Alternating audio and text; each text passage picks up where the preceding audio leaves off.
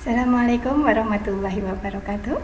Bertemu lagi dengan Ibu ya, dalam kondisi sehat. Oke ya.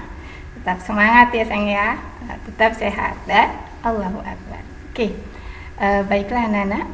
Setelah kemarin kita mempelajari pewarisan sifat pada makhluk hidup yang pertama, yaitu mengenai materi genetik ya, maka tentunya kalian tahu bahwa sifat-sifat yang ada pada diri kita dan diturunkan dari kedua orang tua kita ya. Oke, makanya sebagian dari sifat mereka menurun langsung dan terlihat pada tubuh kita. Tapi ada yang nggak sama ya, tapi di antara keduanya ada gitu ya, perpaduan gitu ya. Misalnya hidung bapaknya mancung banget, ibunya kurang mancung. Nah, anaknya agak mancung, lebih mancung dibanding ibunya. Berarti itu ada perpaduan sifat. Oke ya, jadi sudah cukup paham ya bahwa ada materi yang menentukan sebagai penentu informasi atau memberikan informasi seperti apa sifat yang ada di dalam tubuh kita ya. Baiklah, kita lanjutkan pada materi yang kedua, yaitu peran materi genetik dalam penentuan sifat. Jadi ada perannya ini ya. Nah, kemarin sudah materi genetik seperti apa, di mana dan lain sebagainya. Oke, sekarang perannya ya. Baiklah anak-anak, sebelum kita mulai ya, kita mengingat kembali apa yang sudah kita pelajari kemarin. Oke. Yang kita pelajari kemarin adalah tentang materi genetik, yaitu ada DNA dan RNA ya. Ini gambar skematiknya kurang lebih seperti ini. Ini yang RNA ya. Bahwa DNA terdiri dari dua pita ya, dua rangkaian double helix. RNA satu rangkaian atau helix. Dia pendek dan juga berubah kalau DNA sifatnya tetap. Kemudian bentuk gulanya dia adalah bentuk deoksiribosa. Sedangkan pada RNA adalah ribosa ya. Kemudian letaknya di mana? DNA di nukleus, RNA ada di sitoplasma, terutama di bagian ribosom, dan juga sebagian ada di nukleus ya. Kemudian sifatnya atau sifatnya lah ya, atau karakternya, dia bisa menentukan sifat pada makhluk hidup dan juga bisa memberikan satu informasi sintesa protein. Kalau RNA hanya untuk memberikan perintah sintesa protein saja ya. Sedangkan perbedaan yang lain bahwa pada bagian basa yang ada di sini ya, terutama adalah basa pirimidin. Kemarin basa ada dua ya, ada urin dan pirimidin etip ya. Pada basa pirimidinnya, kalau pada DNA itu adalah timin, sedangkan pada RNA pirimidinnya adalah urasil. Bedanya hanya di sini. Sementara kalau untuk susunan nukleotidanya sama ya, sama. Bedanya hanya ada di basanya saja, yaitu di timin dan urasil yang merupakan basa pirimidin ya. Udah cukup ingat ya? Oke. Baiklah, sekarang apa peran mereka? Nah, apa peran mereka? Supaya kita memahami peran mereka, kemarin Ibu sudah minta kalian menyiapkan foto keluarga. Jadi foto keluarga ya. Ada ayah, ada ibu, ada kakak, ada adik yang punya kakak atau yang punya adik. Oke? Atau ada kakek neneknya, lebih bagus lagi. Biar bisa ditelusur, oh asalnya dari mana nih? Nggak dari ibunya, dari kakeknya, oh dari neneknya, dan lain sebagainya. Oke, baiklah. Sekarang kita amati foto keluargamu ya. Apa yang akan kita amati di sini? Misalnya dari warna kulit, bentuk wajah, postur tubuh, warna rambut, dan lain sebagainya ya. Ini yang disebut dengan bentuk morfologi. Morfologi adalah bentuk yang tampak pada manusia. Nah, bentuk yang tampak pada manusia itu dikenal sebagai, dalam istilah genetika itu istilahnya adalah fenotip. Jadi nanti ada yang tampak, ada yang tidak. Misalnya gini, ibunya hidungnya mancung, bapaknya hidungnya nggak mancung, terus anaknya hidungnya sedang. Berarti kan ada sifat yang nggak nampak ya. Ada yang nampak, ada yang tidak. yang tidak nampak namun ada di dalam tubuh kita, itu disebut dengan sifat genetik, ada di dalam tubuh. Ya, sedangkan yang nampak di luar tubuh, di dalam morfologi kita lihat, ya, maka dikatakan sebagai fenotip. Ya, jadi ada genotip, ada fenotip. Genotip bisa muncul pada fenotip, bisa tidak terlihat. Oke ya, itu istilah. Baiklah, yang kamu tentunya harus tahu di sini, mengapa warna kulit kita sama seperti ayah, bukan seperti ibu? Atau mengapa rambut kita ikal, sementara ayah keriting dan ibu lurus? Nah, di sini yang menentukan adalah gen. Ya, kemarin kalian sudah belajar tentang gen. Nah, tadi seperti yang ibu sudah sampaikan barusan, bahwa ada sifat yang ada di dalam gen, ya, yang tertera di dalam gen atau yang tercatat di dalam gen, namun ada juga sifat yang muncul di dalam tubuh kita, di dalam fisik kita itu terlihat. Ya, itu ada genotip, ada fenotip. Nah, contoh lagi, misalnya, kembali masih ke hidung. Hidung ibu kita tadi mancung, ayah kita sedang. Lah anaknya, misalnya kakak kita, hidungnya mancung, jadi hidungnya mancung gitu ya. Sementara di dalam selnya sebetulnya sifat mancung dan sifat tidak mancung itu ada, tetap ada. Tapi yang muncul yang mancung.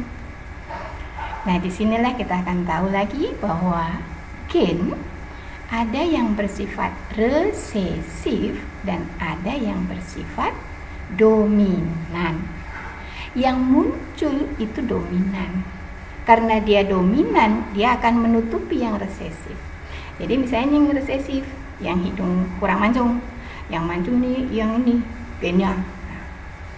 Ternyata ini kuat, dominan. Jadi dia menutupi sifat resesif, tapi tetap ada di dalam tubuh. Paham ya? Jadi ada gen yang bersifat resesif yang tertutupi, ada gen yang bersifat dominan yang menutupi, sehingga muncullah sifatnya. Itu namanya sifat dominan. Tapi tadi pada kasus yang bapak ibunya mancung, bapaknya tidak begitu mancung, anaknya agak mancung. Nah, ternyata dua sifat yang ada, ini yang tidak mancung, ini yang mancung, ya. Ternyata dia sifatnya apa, sama kuatnya. Nah, jadi akhirnya seperti ini, anggaplah seperti itu ya.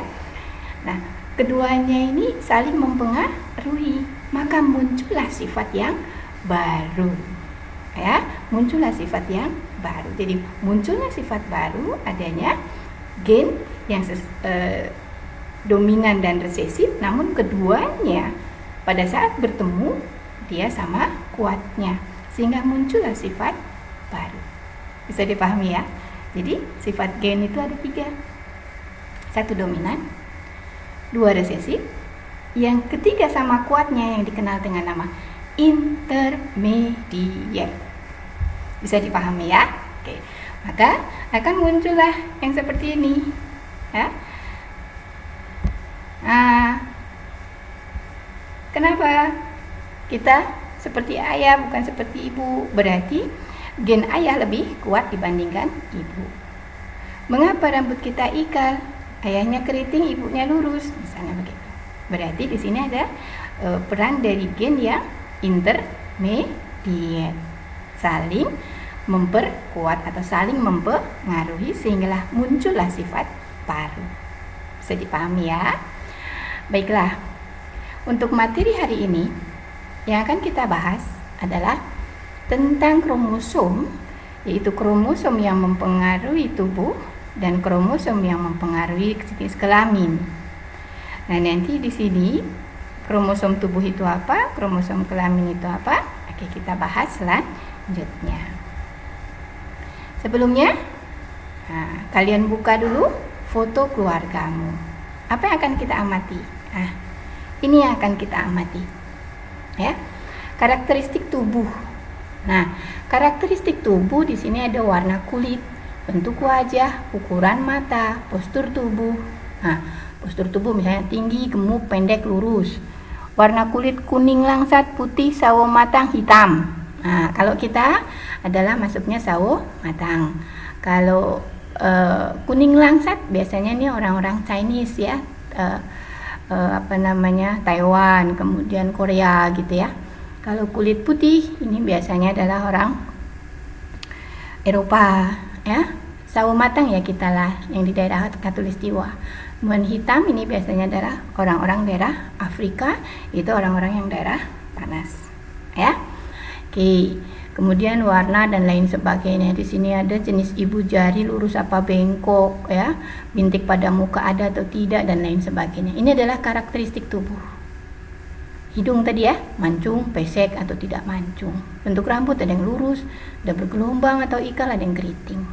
Oke ya. Nah, ini adalah karakteristik tubuh. Ini yang harus kalian amati. Kemudian apa yang kalian sudah amati, bagaimana menuangkan dalam hasil? Nah inilah. Kita amati, kita bandingkan. Warna kulit ayah apa misalnya? Oh, sawo matang, tulis aja sawo matang. Oh, warna kulit ibu kuning langsat, kuning langsat. Kamunya apa? Adik apa? Kakak apa? Ya. Kemudian di sini ada lekung pipi itu apa? Pikok ya. Pipinya dekok gitu ya. Oke. Kemudian kebiasaan penggunaan tangan kanan atau kiri dan lain sebagainya. Oke, ini tugas kalian ya. Mengapa kalian harus siapkan fotonya? Karena itu yang harus kalian kerjakan ya. Selanjutnya mari kita kenal tentang kromosom pada manusia. Tadi dikatakan di awal bahwa kromosom pada manusia ada dikatakan kromosom tubuh dan kromosom kelamin ya. Nah, inilah kromosom pada manusia. Kromosom pada manusia jumlahnya 46. Jadi ngitungnya begini, 1, 2, 3, 4, 5, 6 dan seterusnya sampai sini. 46. Tapi mereka berpasangan. Jadi kalau pasangan berarti menentukan karakter yang sama. Maka dikatakan jumlah kromosom ada 46 atau 23 pasang. Terdiri dari 22 pasang autosom, ini autosom dari nomor 1 sampai nomor 22 ya. Jadi nomor 1 sampai nomor 22 pada pasangan nomor 1 sampai nomor 22 dikatakan autosom. Autosom adalah kromosom tubuh. Sedangkan yang di dalam kotak ini adalah gonosom atau seks kromosom atau kromosom kelamin. Hanya satu pasang. Kalau ini adalah pada perempuan, nah ini di kotak beda ya. Yang di sini, yang di sini beda. Ini pada perempuan, ini pada laki-laki.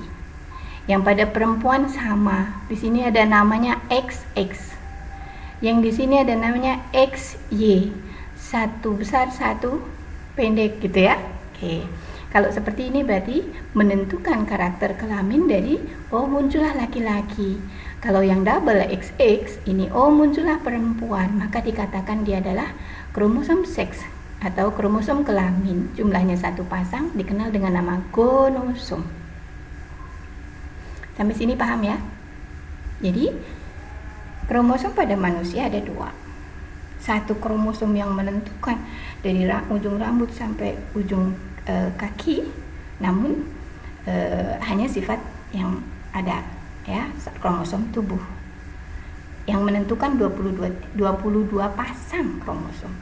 22 pasang ini berapa gen? Banyak sekali gen yang menentukannya.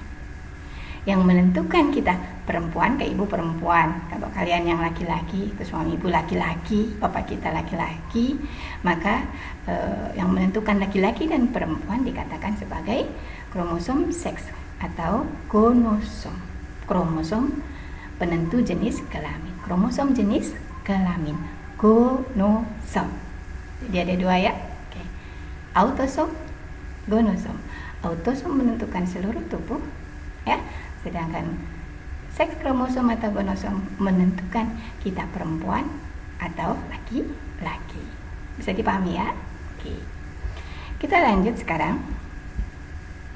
pada nih, asal kromosom pada manusia atau pada kita, dan bagaimana yang karyotipenya, ya, cara menuliskannya. Ya. Apa itu karyotipe? Karyotipe adalah susunan kromosom pada sel-sel. Asal kromosom pada manusia berasal dari sel telur, ovum, dan sel sperma. Sel telur dari ibu, sel sperma dari ayah. Sel telur dari ibu hanya membawa 23 kromosom, bukan pasang, tapi 23. Sedangkan kromosom yang dibawa oleh sperma itu juga 23. Kalau mereka bertemu, maka akan muncullah yang tadi, yang ini. Nah, akan terbentuk seperti ini atau seperti ini. Jadi ini asalnya adalah ini. Ya, bisa dipahami ya. Oke. Kenapa jumlahnya ada 46? Ya. Mereka kemudian berpasangan nih, ini dengan ini. Ya. Nah, setiap pasang menentukan bagian tubuh yang berbeda. Nah, bagaimana kita menuliskan karyotipenya atau susunan kromosom pada sel? Pada yang perempuan, yang ini yang perempuan, maka kita akan tuliskan ini. Jadi dia 22 pasang, maka di sini ada pasangan double. AA adalah autosom, 22 autosom. Nah, kemudian di sini ada satu pasang XX pasangan. Sedangkan pada laki-laki 22 AA autosom, 22 pasang, dan XY satu pasang saja. Lihat ya, berbeda ya. Di sini double X, di sini XY. Nah, kalau yang ovum setengahnya, maka di sini ditulisnya adalah A saja, bukan AA, karena dia adalah autosom hanya 22, bukan pasang X kromosom kelaminnya. Sedangkan pada sperma ada dua kemungkinan. Bisa saja dia membawa kromosom autosom 22, tapi kromosom seksnya Y. Kan hanya satu ya. Nah, kalau yang di sini Y nih. Ya. Bisa saja dia juga membawa 22 autosom dan kromosom seksnya adalah X. Jadi kalau pada sperma ada dua kemungkinan. Bawa X atau bawa Y. Ya. Jadi kalau pada sperma ada dua kemungkinan, dia membawa kromosom kelamin X atau kromosom kelamin Y. Nah, disinilah nanti yang menentukan karakternya anak ini jenis seksnya laki-laki atau perempuan adalah pada sperma, bukan pada ovum. Karena ovum hanya ada satu jenis, ini saja, X saja. Bisa dipahami ya? Oke. Jadi yang menentukan karakter dia laki-laki, anaknya laki-laki atau perempuan adalah dari sperma, karena sperma yang membawa. Kalau spermanya yang ini, maka anaknya laki-laki. Kalau spermanya yang di bawahnya, yang X, maka akan muncullah anak perempuan. Oke, ya. Kita lihat sekarang diagram perkawinannya. Pada diagram perkawinan, nah di sini kita akan mengenal istilah parental atau induk, sering disingkat P. Ya, ini karyotipenya. Karyotipe ini tanda laki-laki. Karyotipe laki-laki adalah 22 pasang autosom AA dan satu pasang kromosom XY. Ini bapak misalnya. Kemudian yang ini karyotipe dari ibunya. Ini tanda perempuan. Ya.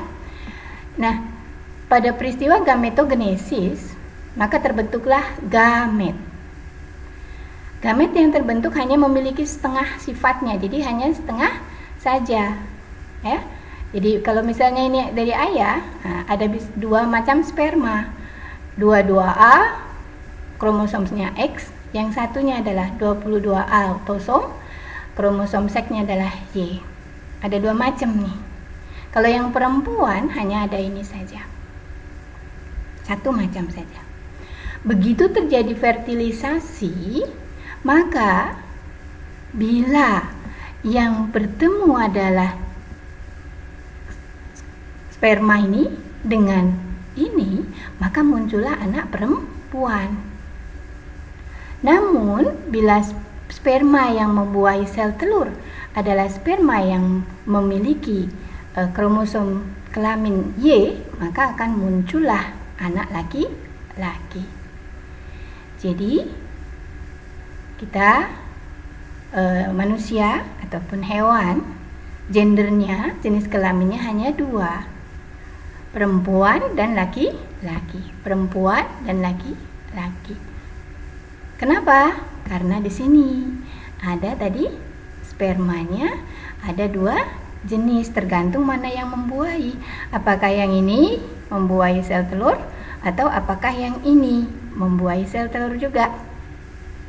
Maka akan muncullah 2 filial, 2 anak yang memiliki sifat atau jenis kelamin yang berbeda.